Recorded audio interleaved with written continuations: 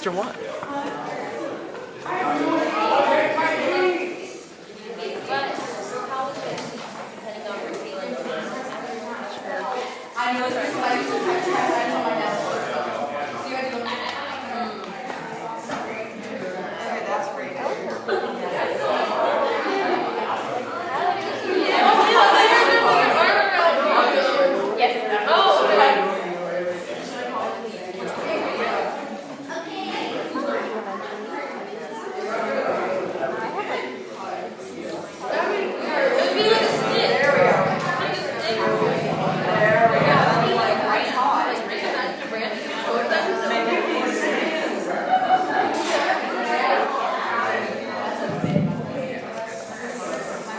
Testing. That's fine.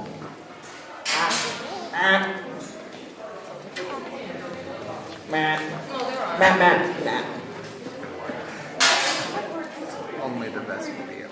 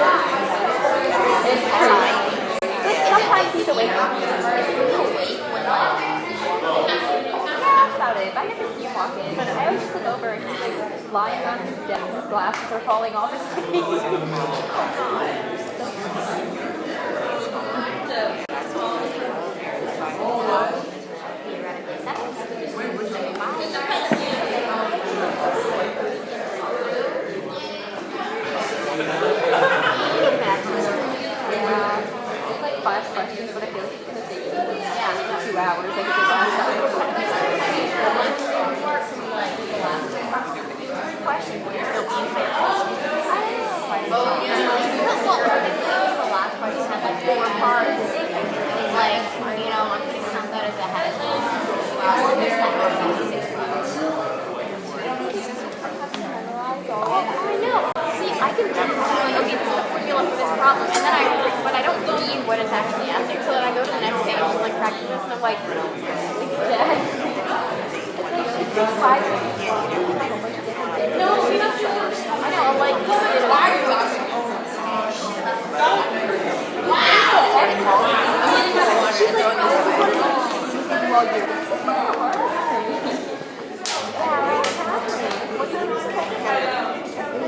Oh, we missed the class, and he's still going to know more than us.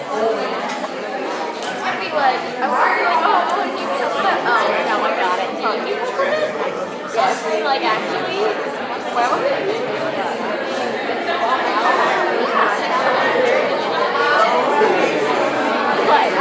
I'm never like,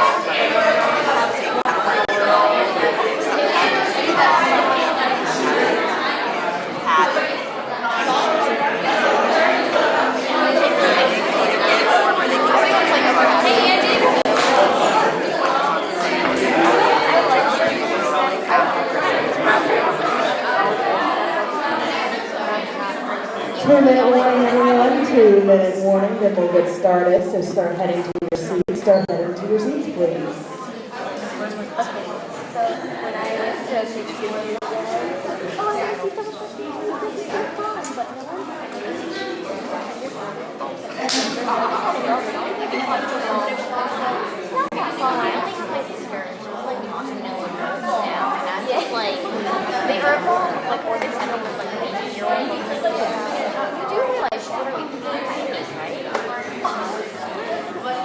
know. I'm like, oh yeah, go back to her, like, call her or something. I'd rather see my friends that. And if they ask me questions, I don't even know what else to say. Why not? You're Russian, like, I'm like, no. So many of those things. Oh yeah, that happens.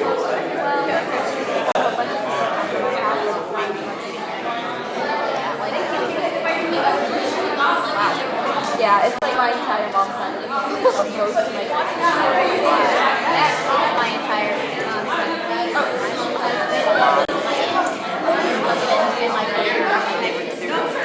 oh, my entire mom.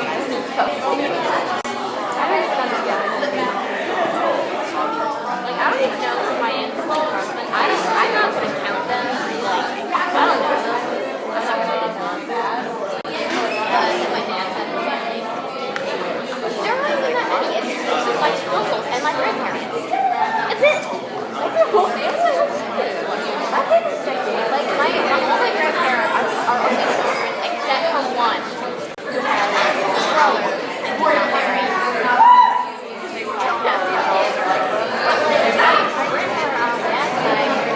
I guess you're trying to say. She went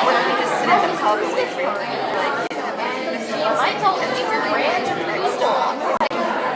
They're just friends. They're not family.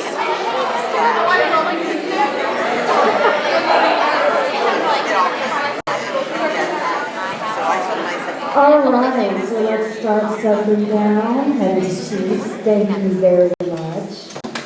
All right, let's begin the second edition of Sirens Cove. All right, so we're ready for a night of creative writing. We are first going to begin with a little disclaimer. No stories about sex, drugs, alcohol, or any other sort of abuse.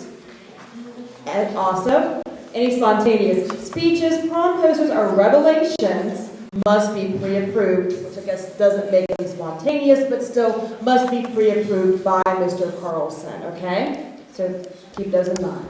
All right, we're going to begin with Nonfiction and Andy. Oh, yeah!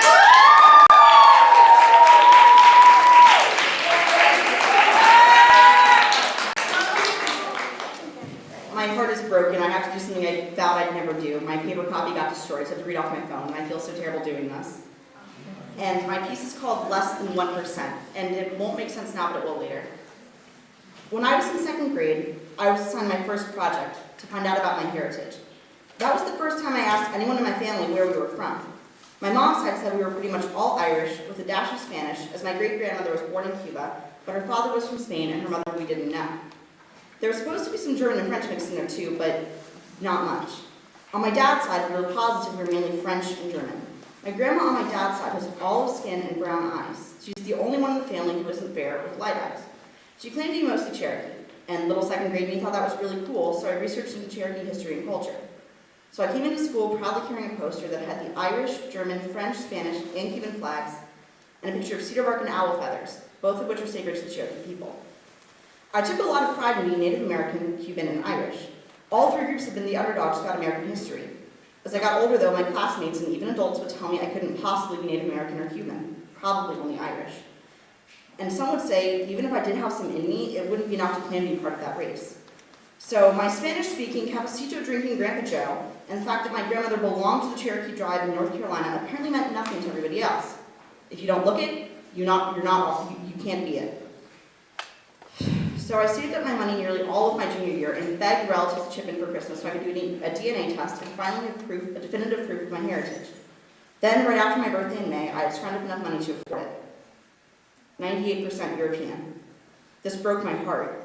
My grandmother and I used to grow the Three Sisters, corn, beans, and squash in her garden. It's a Native American tradition that goes back hundreds of years. How could we have Native American traditions like that with so much European DNA? How could she have been a member of the tribe with less than 1%? Does that mean my Cuban ancestry is also void since Cuba isn't in Europe? But then I stumbled across Jenny Lorenzo, a hilarious YouTuber. She identifies as full Cuban American, and all her videos have some joke or tidbit about Cuban heritage. When she released a video with her DNA results, she came back as 95.5% European and just barely 1% Native American. Suddenly, I felt a lot better about my lack of Native American DNA. Most Cubans have European roots, so Grandpa Joe was right. We're still Cuban on his side. But I'm still mad at him for never teaching my mom, aunt, cousin, or me any Spanish beyond what we'd hear in an episode of Dora. The main trait of being Cuban is speaking Spanish, and he decided not to pass it down. Thanks, Grandpa Joe. The rest of my heritage breaks down into this. 46% English and Welsh. Grandpa Fred promised to learn English before these results came back. 16% Western European. We're assuming that this is the German and French, but could also include Belgium, the Netherlands, Switzerland, Luxembourg, and Liechtenstein. Has anyone even heard of Liechtenstein? 10% Scandinavian and Northwest Russian. That DNA could have come from Sweden, Norway, Denmark, Finland, and Northwest Russia, but most of it was pinpointed in Norway. Grandpa Joe's really going to love this part. He's 88 and wants a Viking funeral because he loves all things Viking, even more so than all things Cuban or Irish. And then 9% Irish.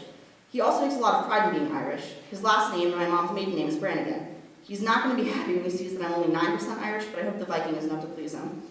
9% Eastern European. Poland, Austria, Romania, and all the other countries I can't pronounce or point to on a map of Europe. 4% Iberian Peninsula, Spain and Portugal. This probably explains why I was awful in middle school Spanish and had to switch to French. 4% Italian and Greek, which no one in my family can explain. The remaining 2% of my ancestry is composed in less than 1% pieces. Less than 1% Central Asian, aka all the stands like Afghanistan. Less than 1% Western African, pinpointed in Senegal. And finally, less than 1% Native American. Despite the fact that I'm shocked, I'm still proud to be the nut that I am. I hate to admit that I'm almost no Native American at all, but I'm so glad Jenny Lorenzo and I have similar DNA results. I'm actually really enjoying being 10% Scandinavian. Who would have guessed I'd be proud to be a Viking? And I'm really intrigued by Eastern European too, wondering if I'm part Romani, the PC term for gypsy like Mom suggested. Mostly I'm just happy I can answer with full confidence when someone asks me what makes me who I am. I'm a mess of cultures, but I'm a happy mess. Thank you.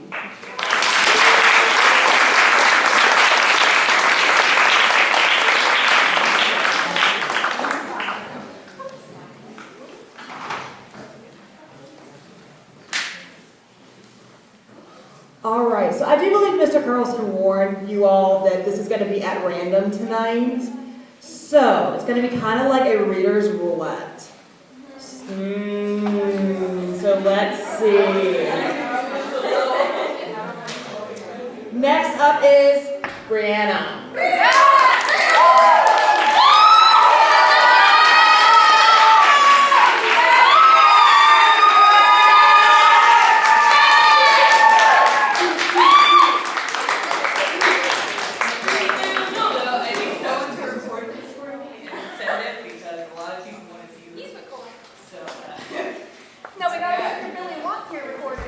True.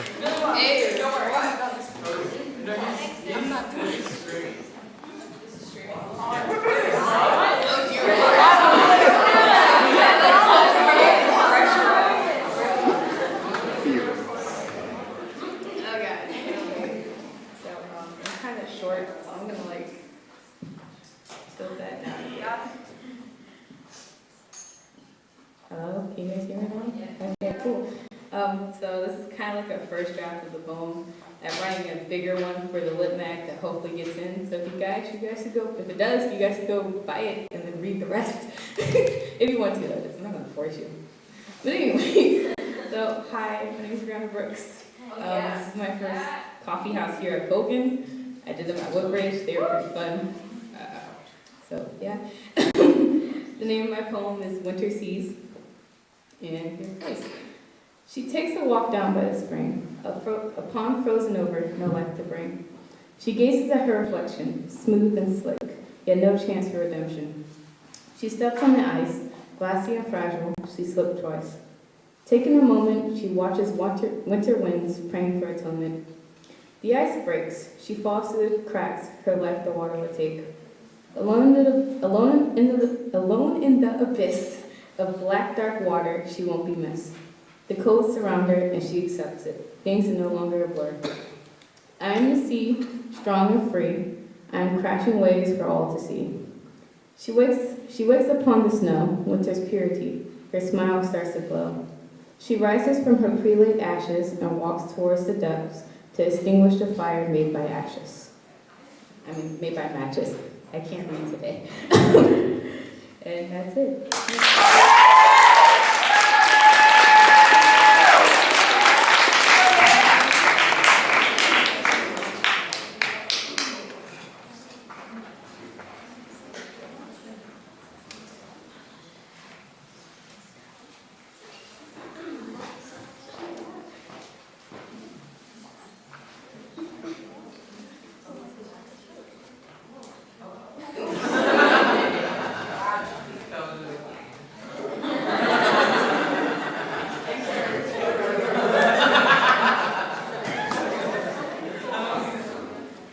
After that brief intermission, next up will be Kayla.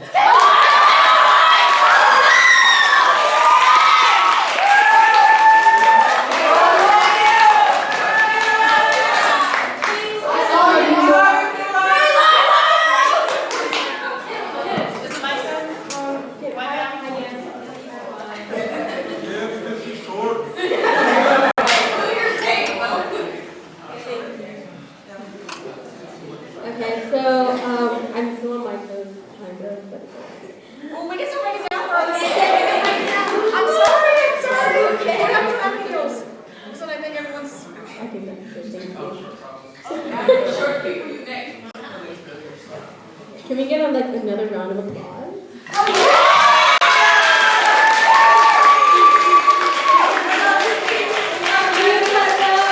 Okay, so the piece I'm going to be reading is a really short excerpt from a novel that I'm writing. So wink, wink. Okay. Jamal and I had been coming home from school. It was starting to become cold and windy, my hands very deep in my pockets. He was talking about a test he took earlier, about a girl who smelled like peanut butter, who kept leaning behind him to copy answers. He could tell I wasn't listening, but we kept up the act. He laid out excitement while I filled in with laughs. From neighboring windows, it would have looked like a couple of boys going through the motions. The dead dog was in the alleyway we usually took as a shortcut. He smelled the body first, but assumed the drunk had spent the night.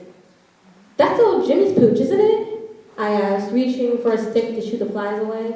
Nah, Jimmy had black spots. Jamal wraps his hands around his left ear, like this.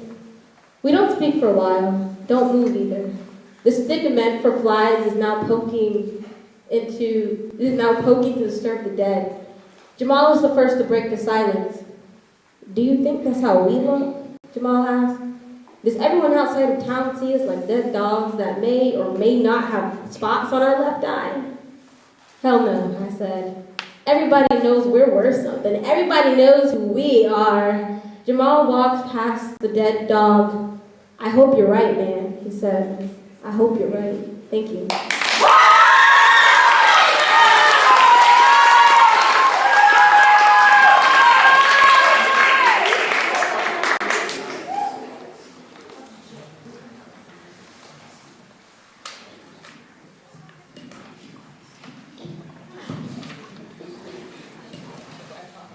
Mike doesn't want to go back. Of course, that's what happens when we're streaming. Right. Next up's going to be Zakiya. Wow.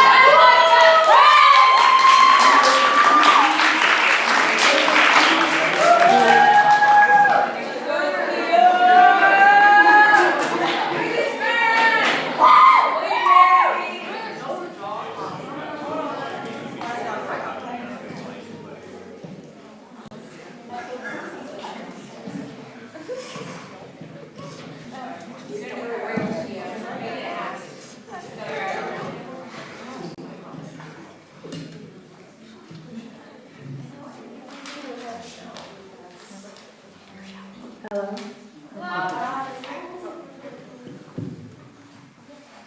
Okay, so this piece is called Lady. I may ramble, so I am not drowning, instead I am dancing with the waves in the ocean. Dancing to the beat of the rocks and the waves crashing together in the moonlight that makes everything seem so much more beautiful.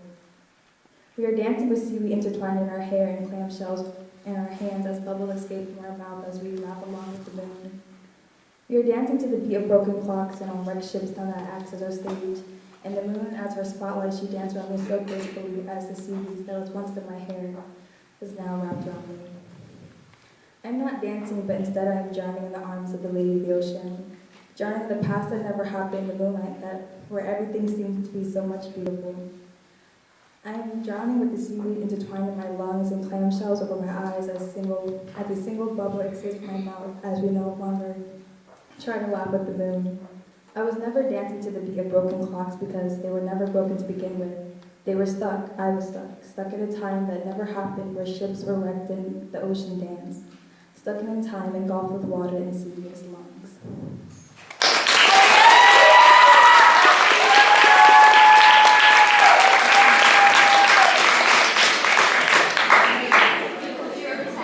All right, so we're really feeling this poetry, so let's keep moving with Gabriela.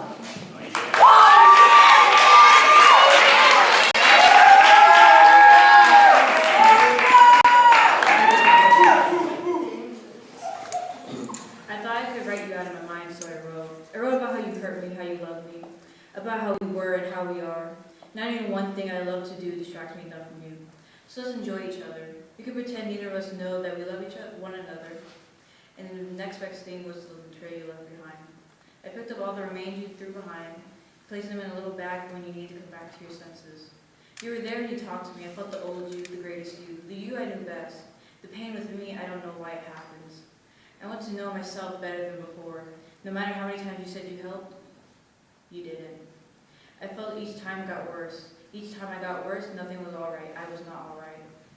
And I don't mean I got depressed because of who I was. I got depressed because of who you thought I was. After all who I am, to assume who you are, you had an idea of who you were.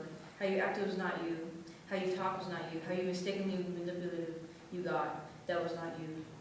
How you made yourself act because you were scared is not you.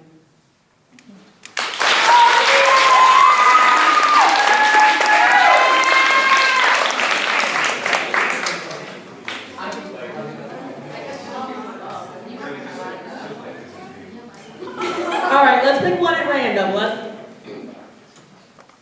Okay, that was Mr. Carlson coming over here. All right. So let's pick one at random. Let's see, and looks like it's going to be Kennedy.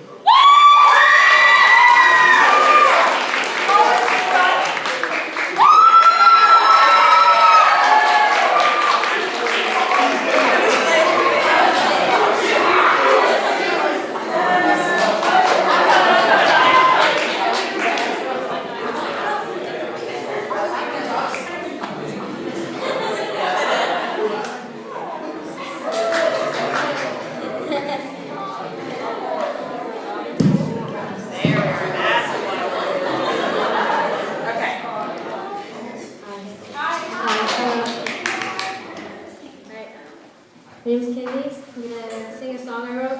Sorry if I mess up a little bit. I wrote this literally today, like a couple hours ago. So.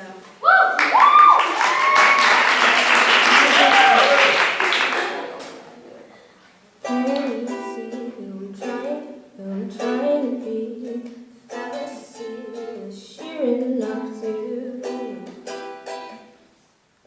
It's just in me.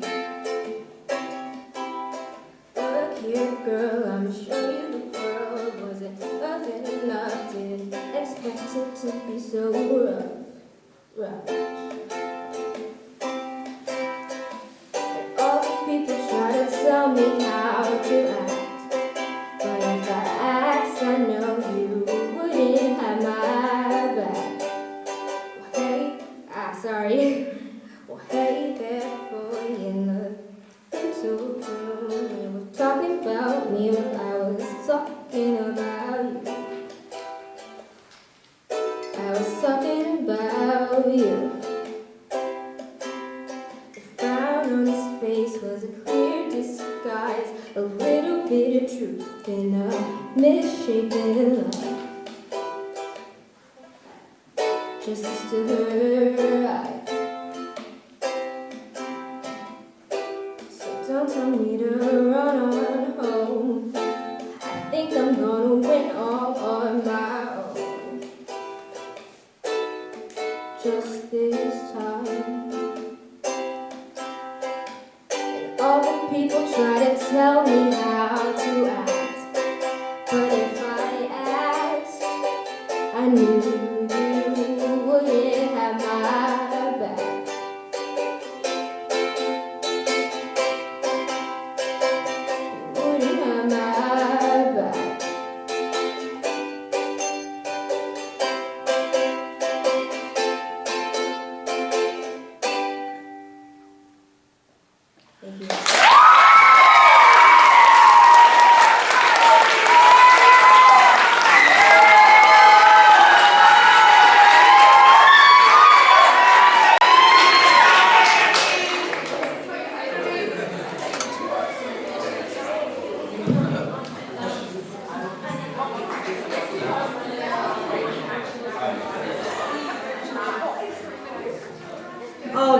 ukulele just make you smile? Just makes you feel good.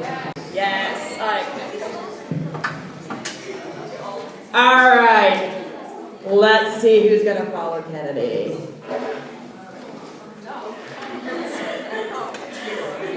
No, it's gonna be a random. And it's gonna be Mariah.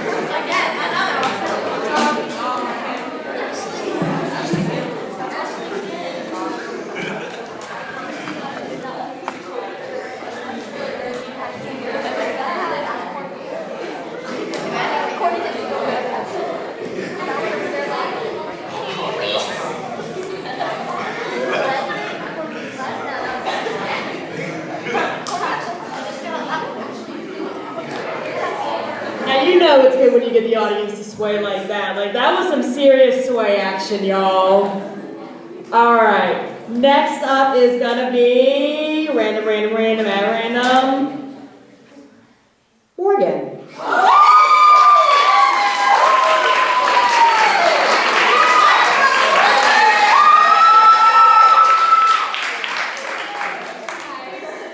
So my name is Morgan, and I really hate to be the one to follow you because you were so amazing.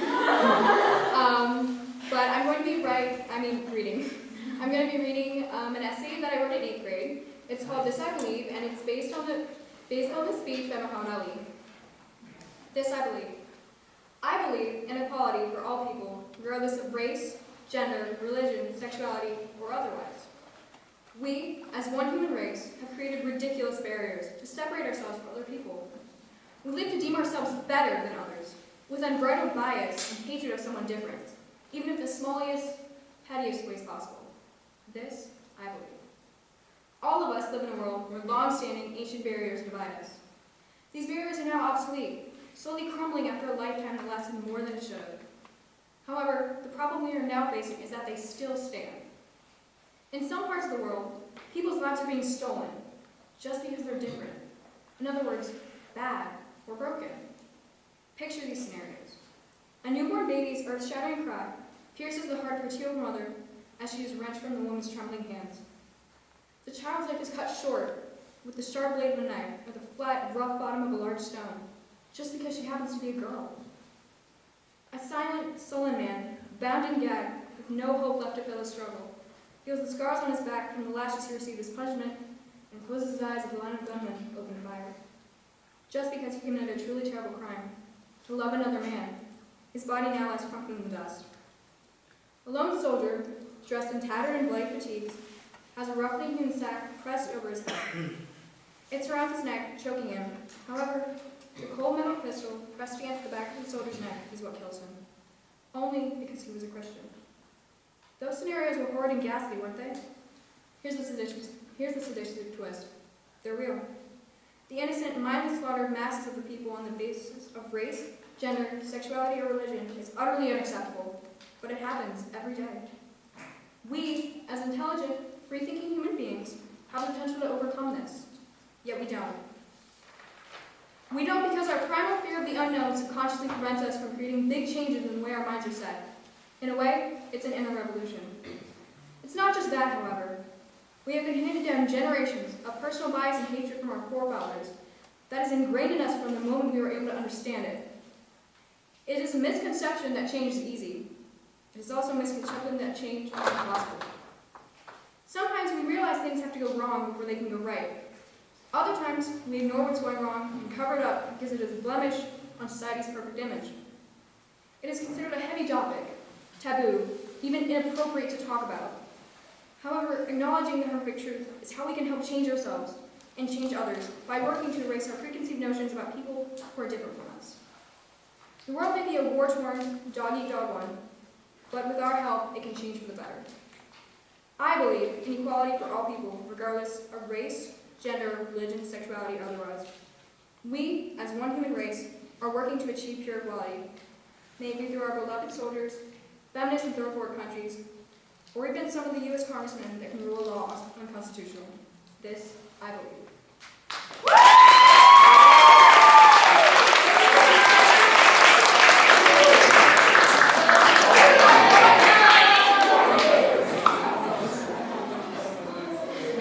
Wow, just simply just preached. That was really good. I moved. All right.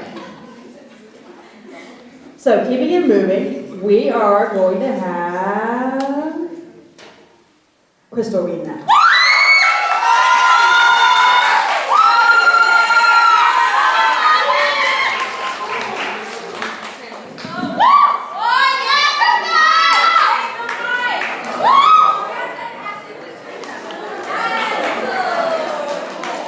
Okay, so this essay that I wrote is largely based off of my college application essay, in which I included a line from A Raisin in the Sun, which I read in junior year.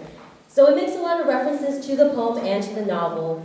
So if you ever have time, or maybe you have already read it or seen the movie, or if you have not, I definitely recommend that you do, because it is one of the most inspiring American novels of all time.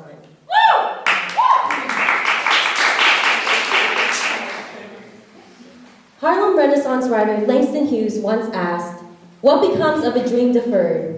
In immigrant families, we are often taught the importance of success and making our hard-working families proud. Yet, we are rarely taught what to do if we fail and are not successful.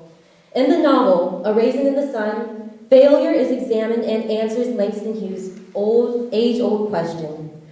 Like all college-bound students, I was apprehensive and worried for my future, and I still am, and dreaded the possibility of rejection, which, in my culture, directly translates to failure. It meant a failure to myself, my abilities, and worst of all, my family. My family, who had come to a new country with little money and a dream, and had for the past generations endured wars, oppressive colonization, and now a new frontier where anything is possible.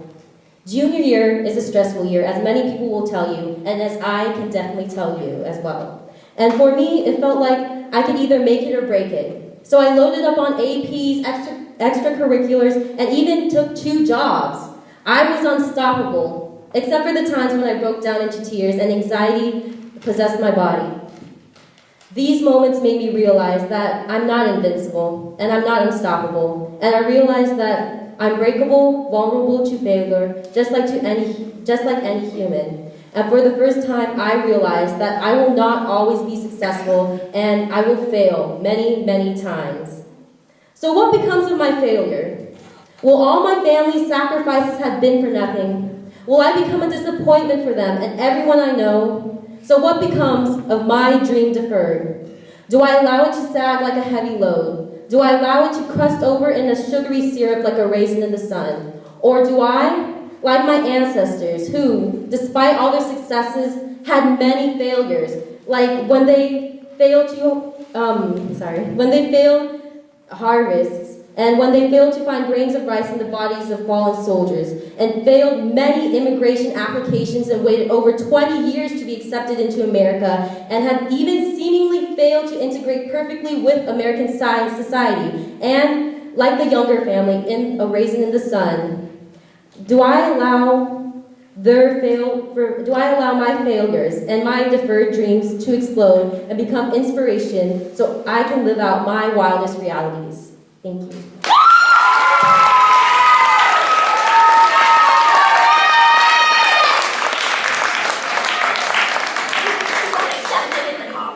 Y'all gonna change the world up in here. Y'all being inspirational. All right. We're gonna have one more reader and then we're gonna go to intermission. At intermission, please check out the literary magazine. I checked it out. It is beautiful. You all need to get one. Siren. It is $5. It is worth every penny, every dime, nickel, dollar. I was about to say other things, but then I'll be repetitive and such. So let's get on with our next reader. It's going to be Madison.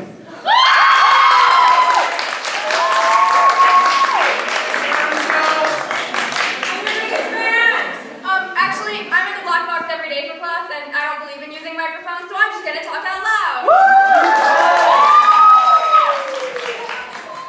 Okay, my name is Madison Petty, and this poem titled "My Own Personal Version of Hell" is reading my own poetry. Insert poem here. It should be deep, right? And funny, but not too funny, because it's deep, fathomless, like the Mariana Trench of poems, you know, with all the weird anglerfish at the bottom with the cool light bulb headbands. And if I'm not doing a sad poem, maybe I'm gonna do a slam poem. Oh, I'm angry, shouting, rhyming every verse. I'm going ballistic, right? Because anger is an emotion that people think is real and artistic, but it's not. It stopped being artistic the 12th time I stepped in front of a mirror to rehearse. Because that's the thing about poetry. Once it's on page, it's not truth, it's art. And never let anyone tell you that art is truth, because art for me is artifice, covered in acrylic and slathered in simile.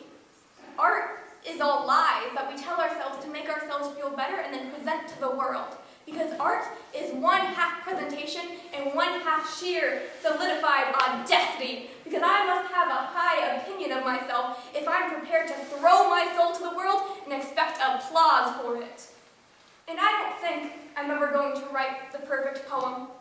Mostly, I'm just throwing words into space, hoping one will hit you and make something behind your eyes and in the back of your throat burn. Make some primal part of your brain remember how it felt like to first realize what mortality meant. I'm just throwing words into space, knowing nothing will come back to me, knowing I am one of millions who have prayed to open page and blank computer screen, knowing I am one of millions who have prayed to themselves to be smarter, write better, talk prettier, knowing I will never tell the perfect truth. Here it is. I'm scared, constantly, and there's no way to make that sound beautiful. But I have a prettier version. My fear flutters up my throat and out my open mouth. I'm unable to catch it with my teeth. It twists and dissolves in the lights above me. So, which one do you think I like to say? Or, which one do you like to hear?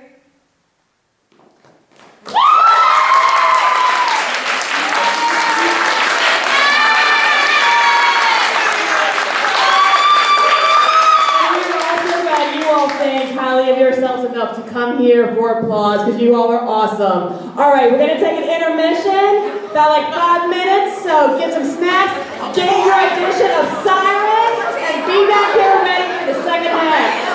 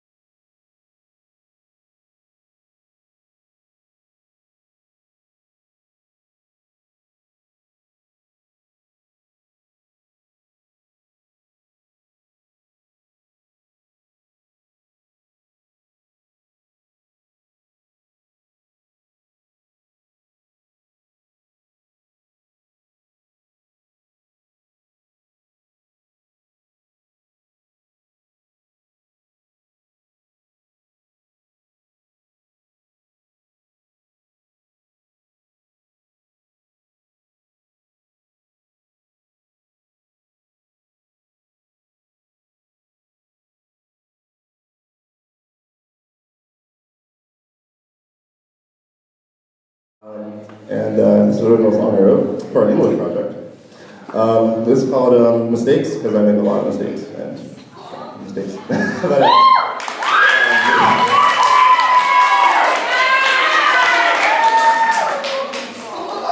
Yeah, I'm a freshman here, believe it or not.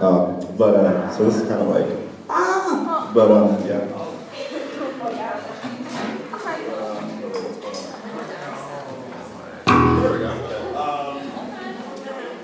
So let's get this started.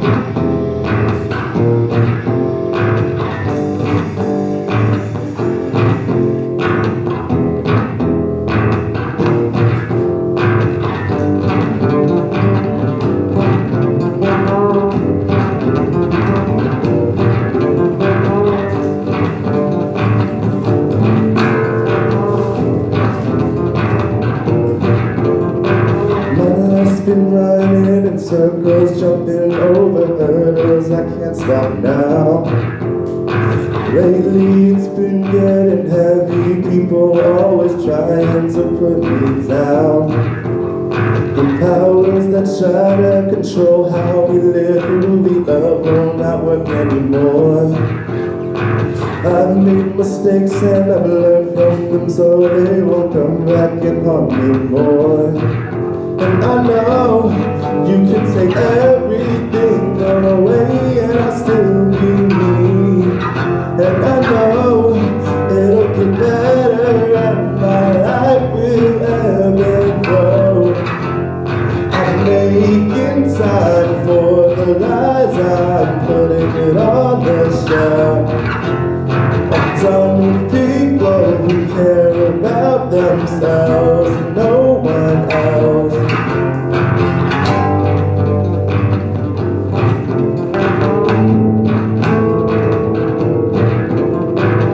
This world is hard to win.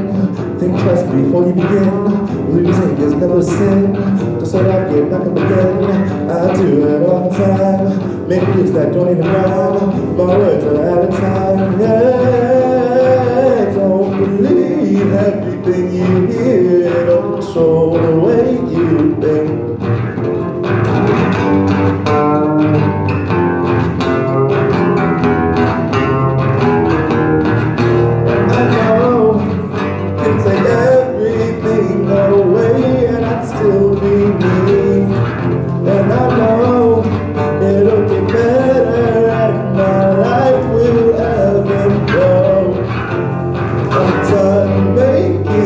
Time for lies, I'm putting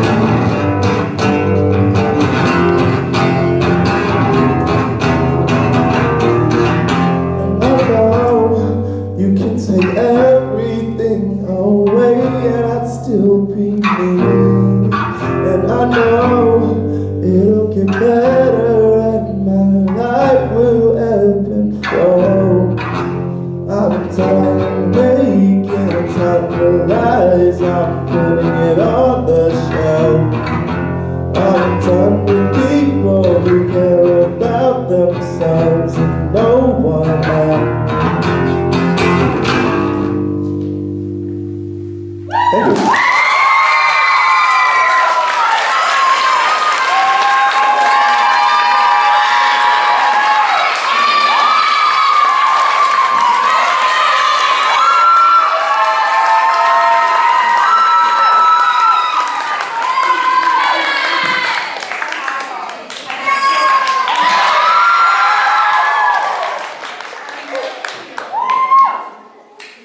Thank you.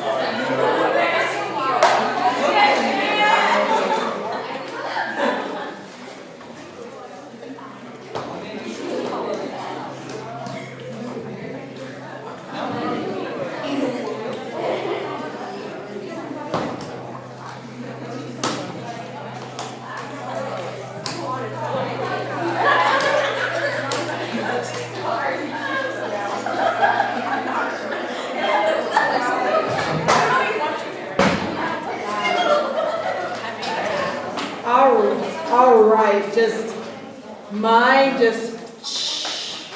blown, just mind blown. Yeah.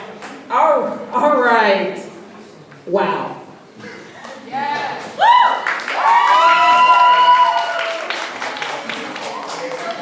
All right.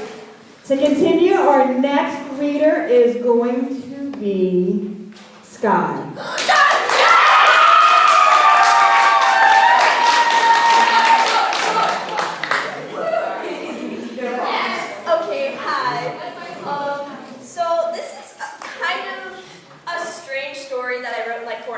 So don't judge it too harsh. You're great! It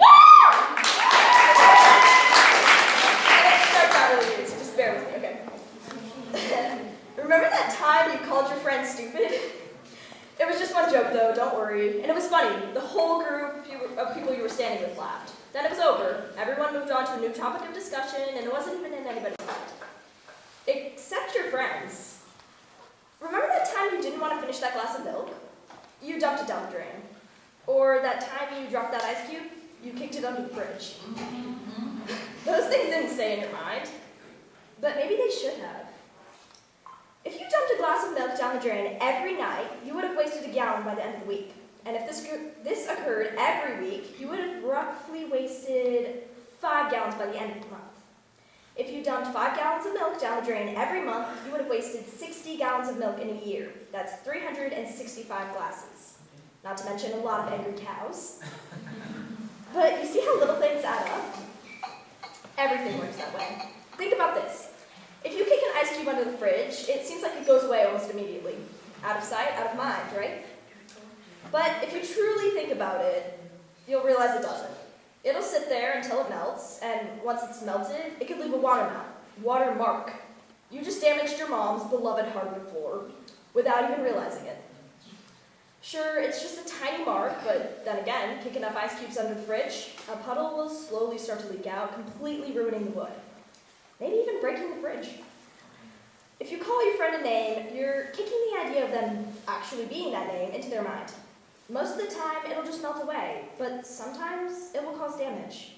Do it enough times, the names will build up until their mind is completely flooded with that one thought. You'll have no idea what you've done until it slowly starts to seep out of them. Good job, you ruined your friend. It's okay to laugh at this story, and I hope you did, but it does involve a serious issue. It's that words can be just as dangerous as ice cubes. Thank you.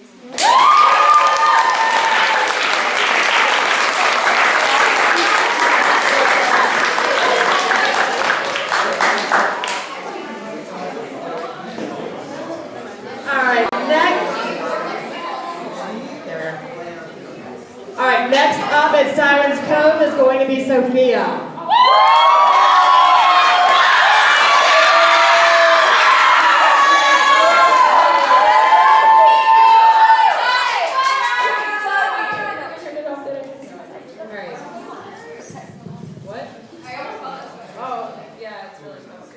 Can y'all hear me? No. Yes. No? Yes. Okay, feel free to use my performance as a bathroom break, as it will be depressing, but, you know. Just read it, it's fine. Oh, okay. Don't let me know. Okay, this is called Midas Touch. I want to improve your world, but when I reach out, everything recoils. I try to put your pain away, but I add more ache to your grief. Take a good time and make it a failed mission. My problem is I want to fix people, be the shoulder that everyone cries on, feel every Bambi, Nemo, and Rapunzel. Extinguish the fire of my friends' problems, because when anybody tells me they're going to kill themselves, I believe them. And when anybody tells me they're in pain, I believe them. And it drives me absolutely insane to think about how they're hurting, but I'm in a room of hanging windows, always about to break the glass. I got the Midas touch. I got cursed hands and a cursed mouth, when I can always trust myself to doubt. When one cries for help, I tried my best to get it right. You need words that will pick you up, right? God, I can't do anything right. Oops, I did it again. Tried to pull them closer, but we're on ice. I ended up pushing them away. I searched for the right words that'll put them back together, but I always seem to come up with the short straw.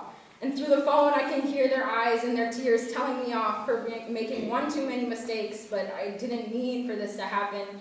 I'm on my knees, please believe me. What I want to say is that I'll take you to a room of warm colors.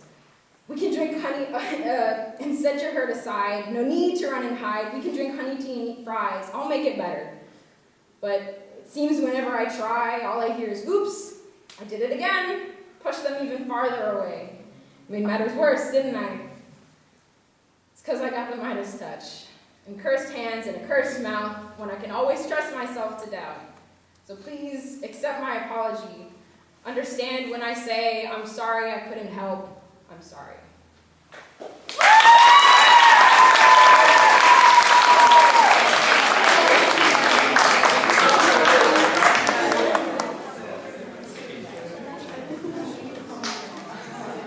All right, next up will be Darby.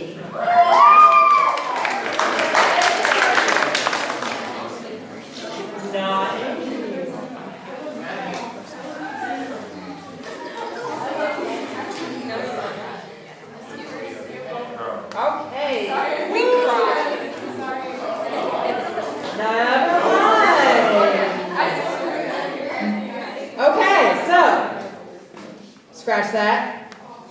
Next up is going to be Z.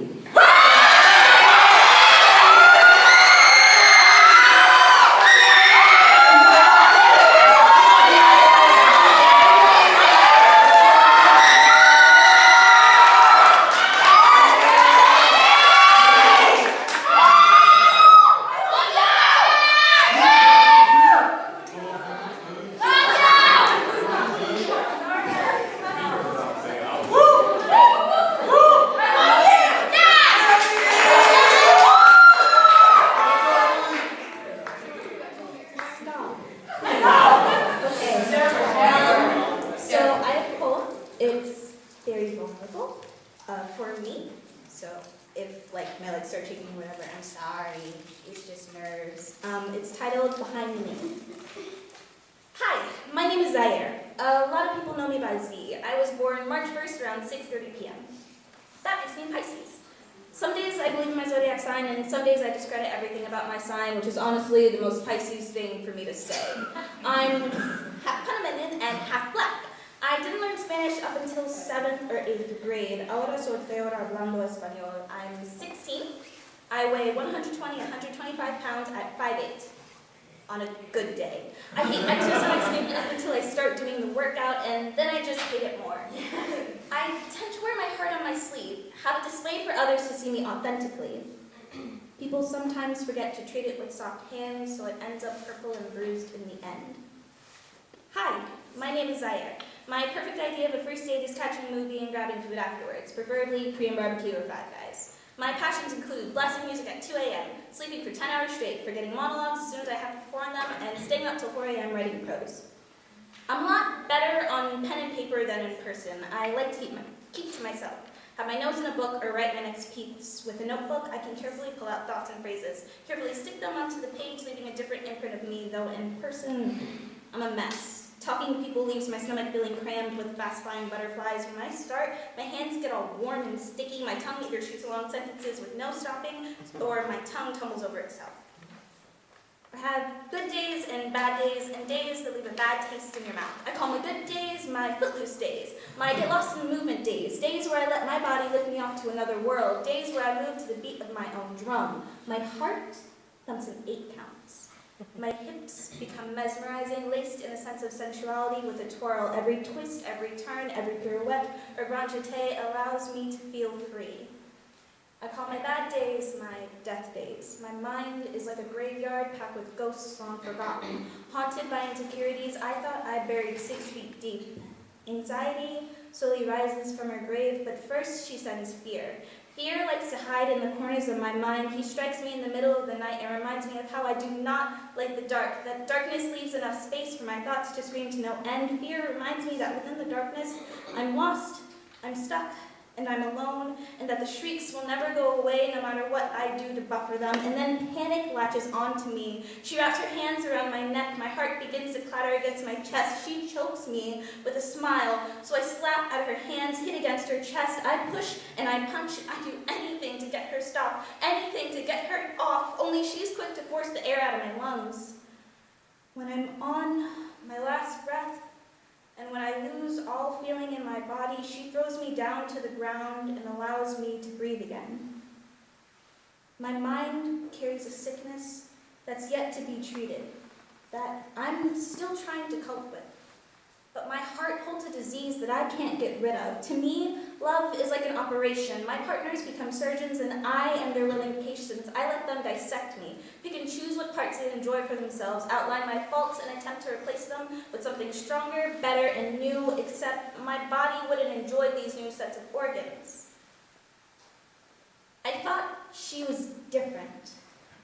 I thought she'd treat me with gentle, attentive hands, that even if I was hurt, I'd be in a safe place. But she was just a different sort of pain, something that pills couldn't wean off, an ache with a name and a face that I could describe with pinpoint accuracy, a hurt I didn't have to endure, but I did.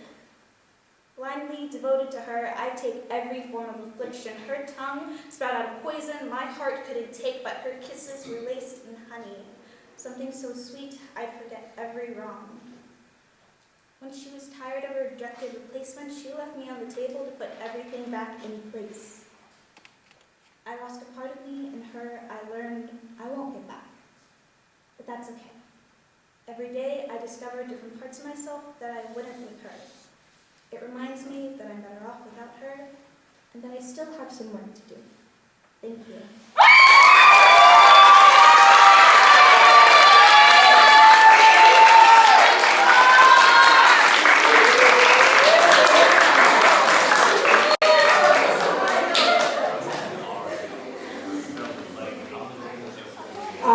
Following Ms. C is Aaron.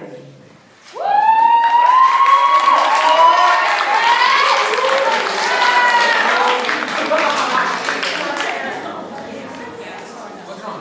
Do you need to be adjusted? Yes.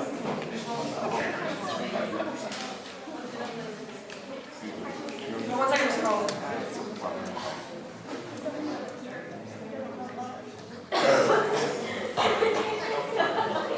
Oh, you went low, okay. Is that good? Yeah. Let's lower this one. Anyway. All right. No problem.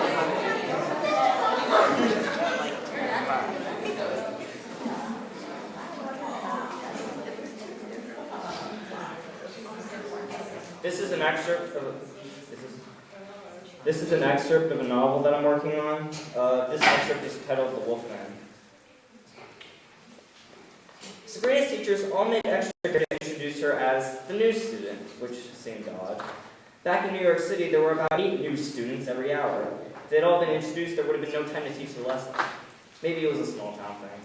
Whenever her teachers called her up to the front and gave her that title, she had to flex her face muscles to prevent from scrunching her nose. Saying the term new student made it seem as if she was new to the idea of education, like a stray wolf that class adopted and had decided to teach simple tricks for their amusement. Sabrina made sure to use her inhaler right before her second class ended so that she wouldn't need to during her lunch with Nate and his friends. Since she had allergic asthma and not exercise-induced asthma, she had no trouble sprinting to the food line to get her lunch first. It didn't seem like anyone was in a hurry to get some, but she had no time to worry about that. God, everything about this building seemed so low. If Sabrina stood on her tiptoes, she could brush the ceiling with her fingers. The walls were painted poop brown, and some of the doors' hinges were broken. Does it take that much effort to fix a high school up a bit when it's the only one in the city? If Sabrina hadn't asked the lunch lady where the band room was, she would have walked right past it. It looked about the same size as a broom closet, but without the organization of one. Alright, maybe that was stretching it a little, but really, come on. The instruments were piled up in the back of the room with no structure apparent to how they were arranged. Just pull one out and hope for the best, right? Nate and his friends were sitting in the middle of the room on the floor. All 3 of them had lunchboxes open next to them. Nate's back was to her, but she could see the other 2 sitting across from him, a guy and a girl who were rather close to each other. Nate said something and the other 2 started laughing before the girl looked up and saw her standing at the doorway. The guy followed her gaze and smiled. Hey Nate, this is the broad you were talking about? Nate turned and grinned. How you doing? Fine, Sabrina said. Broad. Want some help with your bag? Nate asked. No. She sat down and the girl smiled. What's your name? She asked. Sabrina McLean. She shifted her weight to her left and Nate cleared his throat. Let me introduce the others. He's Dylan, she's Zoe. The 2 of them raised their hands as Nate listed them off. Zoe, how's that birthday surprise from Mr. Bradley going? Nate asked. She widened her eyes, looked behind her, and leaned in closer. He's in his office. He can hear us, Zoe whispered. No, he isn't. I saw him heading to the teacher's lounge, Dylan asked. Something wrong? Zoe asked. No, nothing. Nate's eyebrows formed a crescent moon shape and his fingers were drawing on the ground to the tune of the ants go marching. He looked up at Sabrina. Why haven't you eaten your food yet? I'm not broad. Hungry. As she said this, she looked over Dylan and Zoe's shoulders out the window. There was a figure Sabrina couldn't make out all the way. It was the same size and shape as a child, but it was black and had a hazy poly to it, like an image on a broken television. Sabrina squinted as the person turned towards the window. She still couldn't see the face clearly, but whoever it was didn't have a nose, but a snout. Her chest began squeezing together like an accordion. She tried to warn the others about the wolf band standing outside their school, but there was no way to draw breath when her lungs had none to give, so she opted to rifle through her bag. Sabrina, are you okay? She heard Dylan say. His voice sounded like it was coming from a radio filled with static. Almost all there, but not quite. Remind you of anyone? Where was the inhaler? It was on the top when she zipped it up after using the bathroom. At least, she thought she put it there. Panic seized her. She began to toy with the idea that she left it in the science boy bathroom upstairs before her fingers closed around that perfect plastic tube. She popped the top of it off and took in 2 puffs for good measure. Look at it. What is that? She asked. Dylan and Zoe turned to where her finger was pointed, and they turned right back to her. What are you talking about? Zoe asked. Are you all right? What do you mean? Sabrina asked. It's right there. There's nothing there, it said. Maybe you're still in shock after your asthma attack. I'm not in shock of anything, Sabrina said. There's a wolf man out there. Dylan started laughing. Nate, your new girlfriend's running the fever, looks like. Nate said, shut up, with such conviction that Dylan closed his mouth and sat back. Nate turned back to Sabrina. Are you sure you're all right? He put his hand on her forehead. You're running a little warm. Don't touch, Sabrina started, before a loud screeching sound forced her to put her hands to her ears. The others seemed to hear it too, because they did the same. Before Sabrina even tried to determine which direction the call came from, she knew it was from the wolfman staying outside. As the screech continued, Sabrina could tell the wolfman was grinning because she could see its awful canines reflecting glare from the sun. She turned to Nate and the others, who were all staring out the window, eyes widened. Nate turned back and mouthed something to Sabrina. Wolfman, he said. She nodded. The call stopped and the wolfman waved before them before disappearing in a flash of blue light. Sabrina, Nate, Dylan, and Zoe all cried out at the same time and stared at their left arm. The pain was intense, slamming into Sabrina's head rather than her hand. Something cut marks into her skin, but it felt more like a searing pain along the lines of a grave being defiled than an actual physical cut. As lines crisscrossed their way inside her brain, they did the same on her hand, marking an insignia of a phoenix. Once the process was finished, Sabrina ran to the trash can and hurled. Thank you.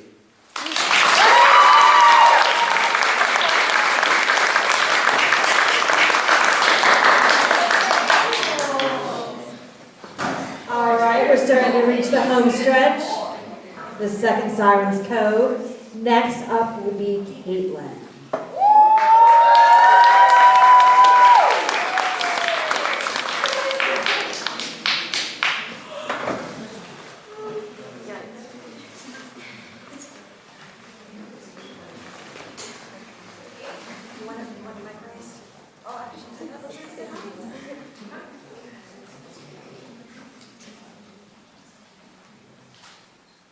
Hi, my name is Caitlin. This is my first year of the CFA program. When I first auditioned, I genuinely had I hoped that I got in, but I didn't really know. This is the first poem that I've ever actually written. So I'm kind of nervous to be performing it.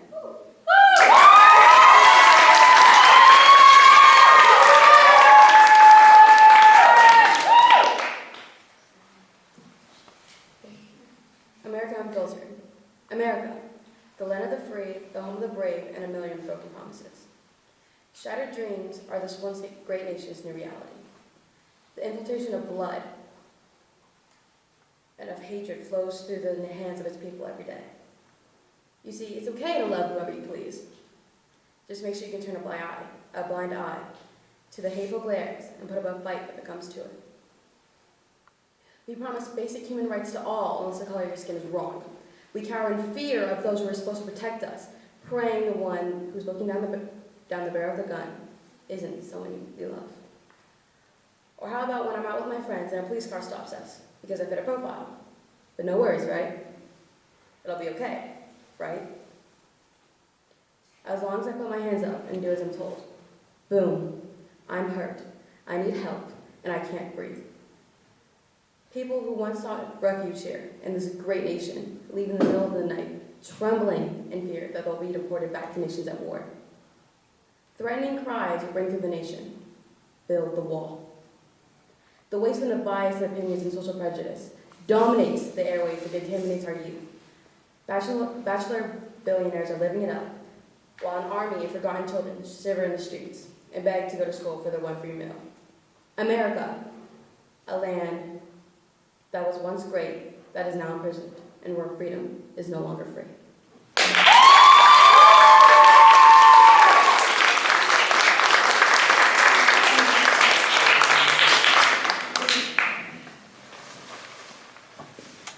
All right, we're going to continue this night. We're going to move into a song, and it's going to be performed by B.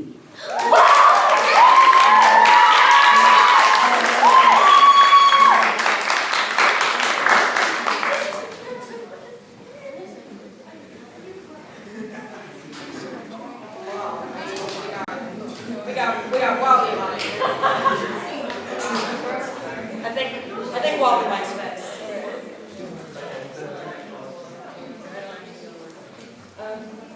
Hi, I'm that guy who brought his dad and tortured him clearly. I'm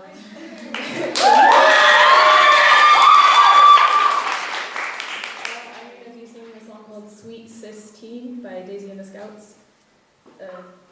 And it's going to be half song, half spoken word, edgy.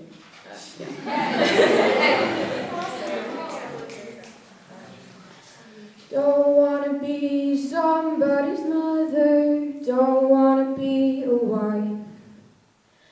Tell me I'm all that you're scared of, call me King Dyke. 'Cause I don't hate myself, I'm just a dead name, and you're in my way, sweet Sistine, sweet Sistine, sweet Sistine, sweet Sistine. I can't leave the house every time I bleed per month. Can't reclaim what you don't know as dysphoria. And I'm not a boy, and I'm not my trauma. I'm just a dead name, and you're in my way, sweet Sistine, sweet Sistine,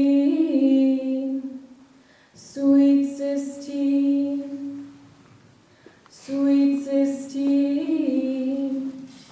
To be trans is to be your own pallbearer, to carry the weight of a dead body around with you. My gender can't speak, but even if it could, it would stay in the corner and try not to talk to anyone anyway. Try to piece my parts together on an assembly line and encode a language where I am not excluded.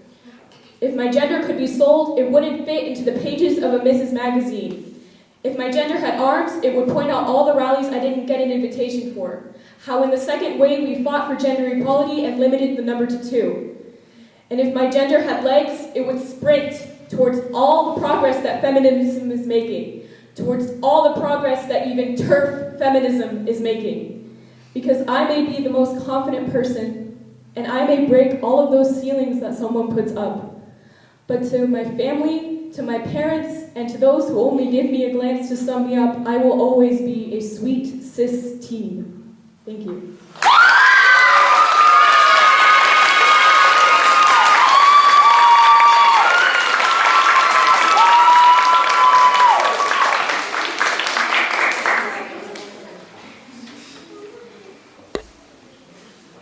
Quick announcement before we move to our next reader. If you are going to have someone pick you up, make sure that they're here by 9, okay? So if someone's coming to pick you up, text them, let them know to be here by 9 if you would.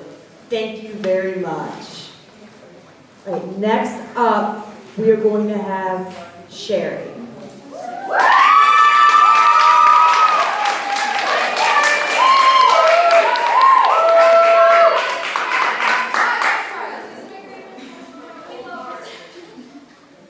This is a poem called Space Ace.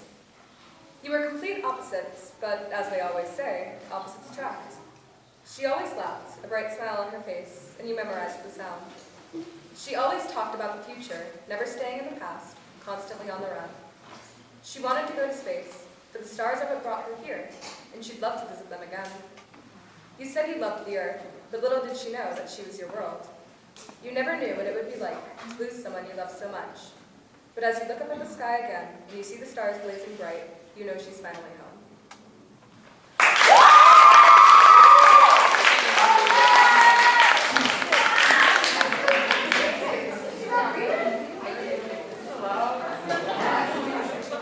All right, I think it's time for a song. So, Darby, let's try.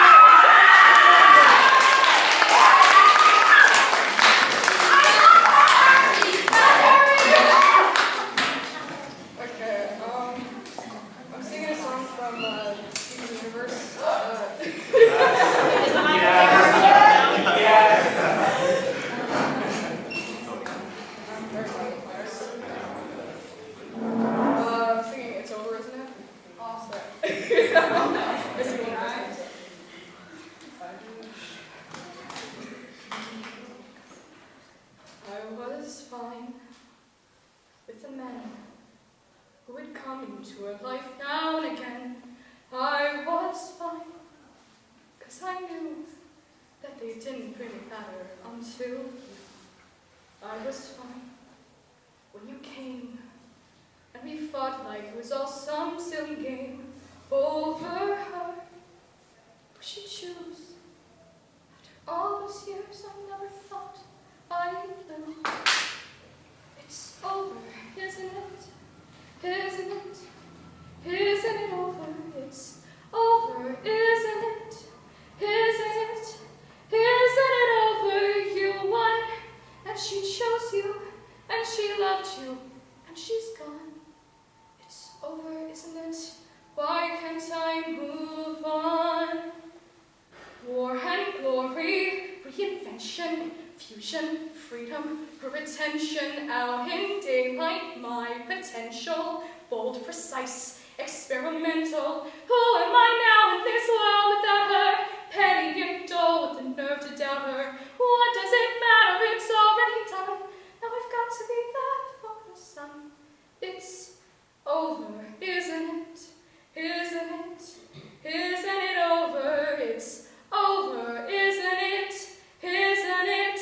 Isn't it over? You won, and she chose you, and she loved you, and she's gone. It's over, isn't it?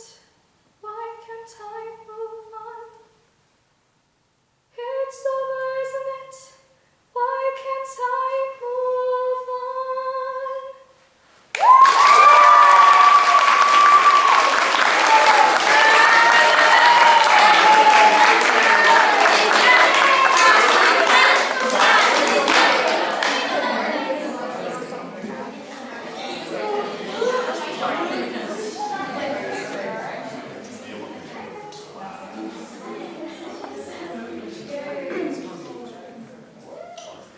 All right. Try to put it between mine and Mr. Collins. All right, so we're going to finish the night with teachers who like to do creative writing. Okay? Yeah!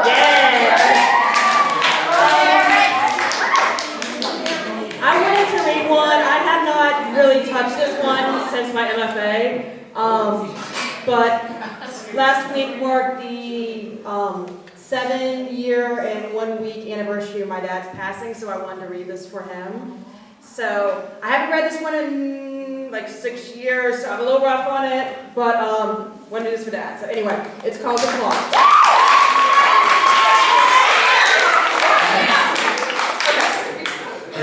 I got all nervous. Woo! I had a degree in this and I got nervous. Woo! See, no matter how old you get in the experience, you still get nervous. Okay, all y'all that were like first timers. Okay. The clock.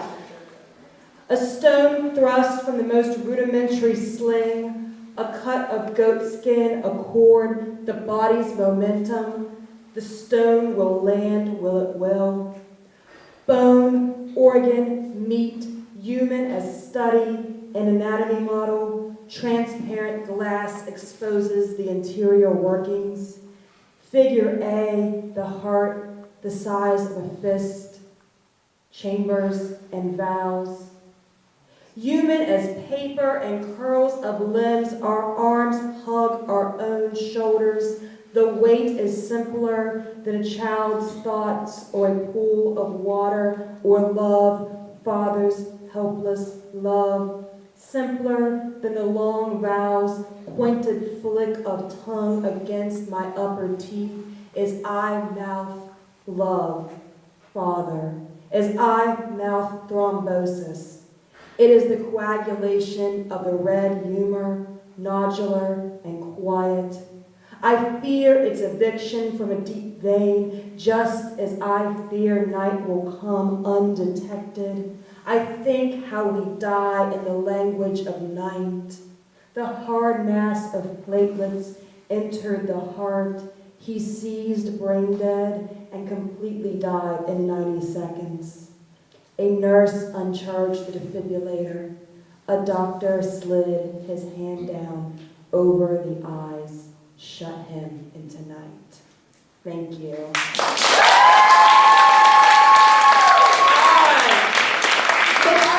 Mr. Carlson Secretary.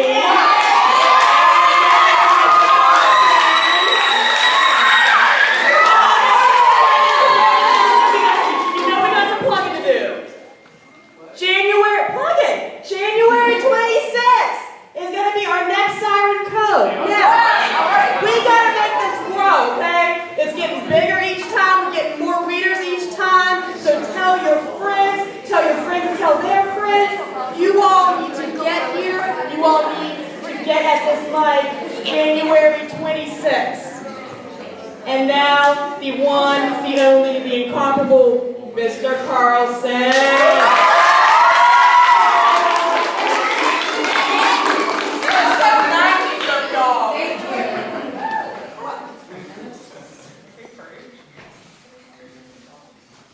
Standing outside the Irish Channel in Chinatown, the tall man wearing a skin-tight black Under Armour shirt.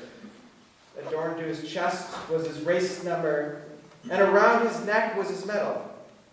The jerk ran his hand through his wavy hair and released his pheromones into the Irish wilderness.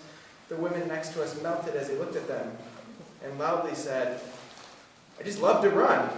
I mean, my goal is to run a marathon in all 50 states." That is an exact quote that came out of his mouth.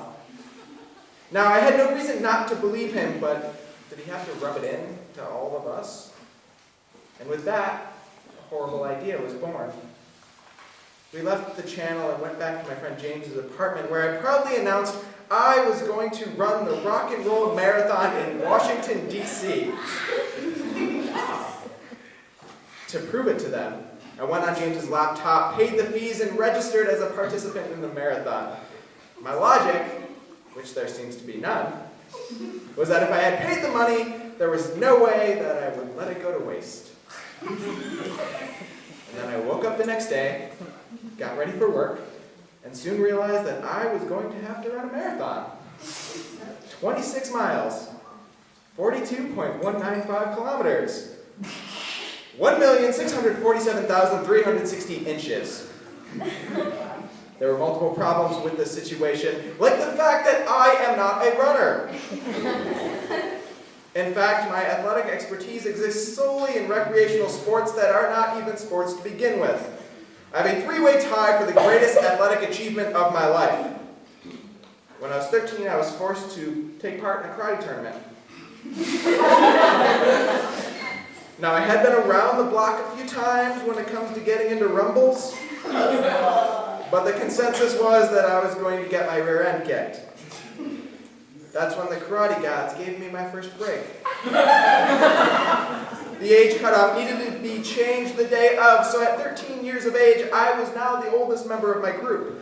When the tournament started, I began scouting my competition, and to be honest, I felt pretty good about my chances. That was until an 11-year-old monster named Renee showed up.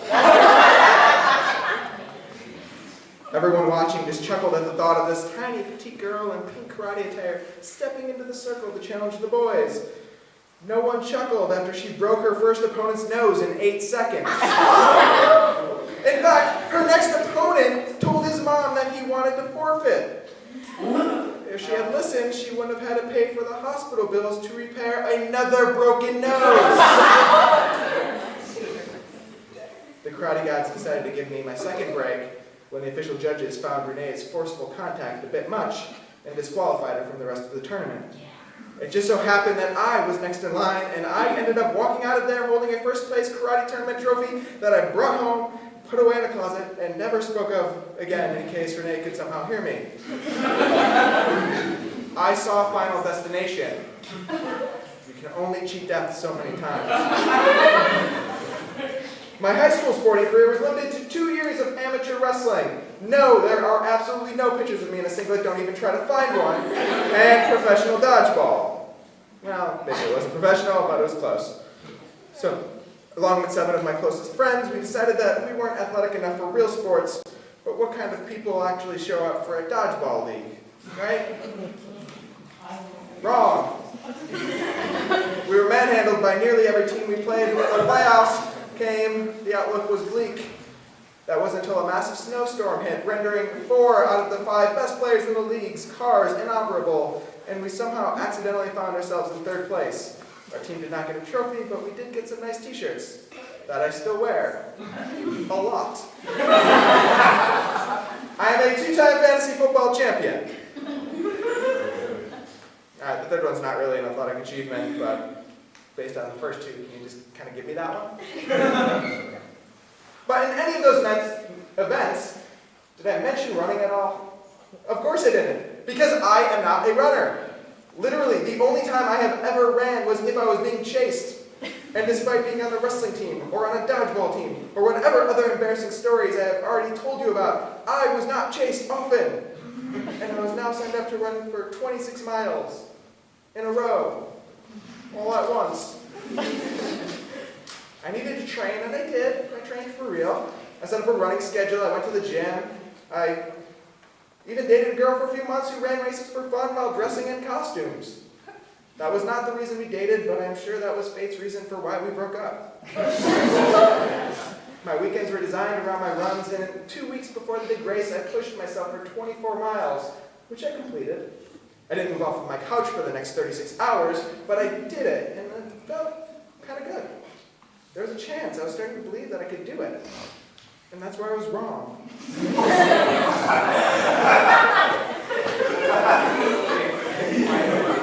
A week before the race, my friend in the city posted on Facebook about the St. Patrick's Day Leprechaun League 8K.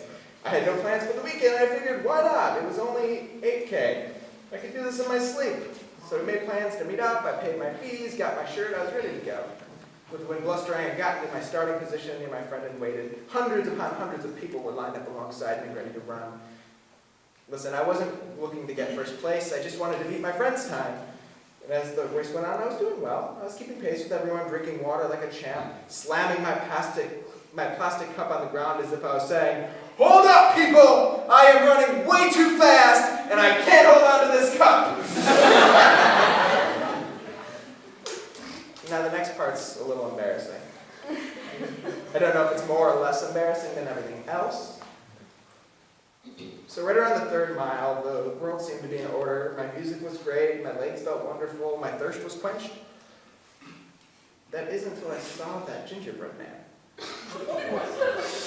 I never realized running in races in costume was so popular, but to be fair, who am I to judge? I actively play wiffle ball, a sport designed for 8-year-olds.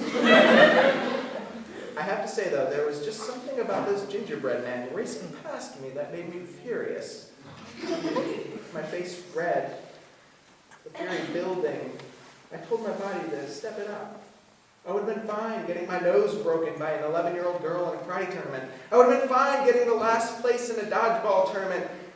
But I would rather die than be outrun by someone dressed as a gingerbread man. My legs started churning faster and faster and faster until I was at pace with the gingerbread man. And as we ran, I glanced over at him and I just snarled.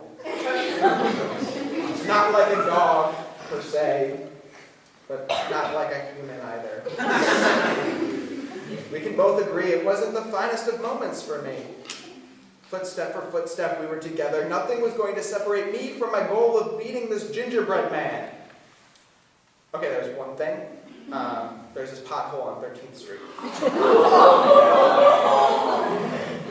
I was so busy staring down this gingerbread man that I failed to look down at where I was running. This was Final Destination coming to get me once and for all as I stuck my foot right into the hole, and in slow motion my entire body hit the pavement. I glanced up and the gingerbread man just turned his head. And I swear, if I could have seen through that mask, I would have seen him smiling at my misery. Eventually, I hobbled my way across the finish line, only to drive back home that night with a swollen ankle. The next day, I tried jogging, but there was no use. I couldn't put any pressure on my foot. It seemed as if my dreams of being a marathon runner were over. Despite not being able to run, I still went to DC the weekend of the race to visit my friends. I didn't have the heart to go and pick up my free marathon t-shirt, but thankfully my good friend picked one up for me after she completed the run herself. I threw it on and I forgot all about it. That afternoon, there was a crowd returning home from a St. Patty's Day themed event on the Orange Metro line. I've always been one to believe in destiny, and that I hoped that I would meet the woman of my dreams on the train.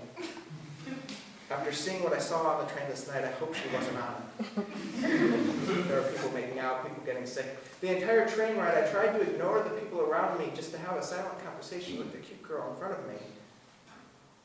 One of the problems with a silent conversation is that no one is talking. So I resigned myself to staring out through the empty window until my stop. An announcement over the loudspeaker. Last stop, Vienna. The doors opened and we made our way toward the exit when I felt a tap on my shoulder. It was the girl sitting across from me. "Excuse me, did you run the race this morning?" Remember that I'm weak-willed around women that I'm attracted to. "Yeah, absolutely." "Actually, I'm trying to run a marathon in all 50 states."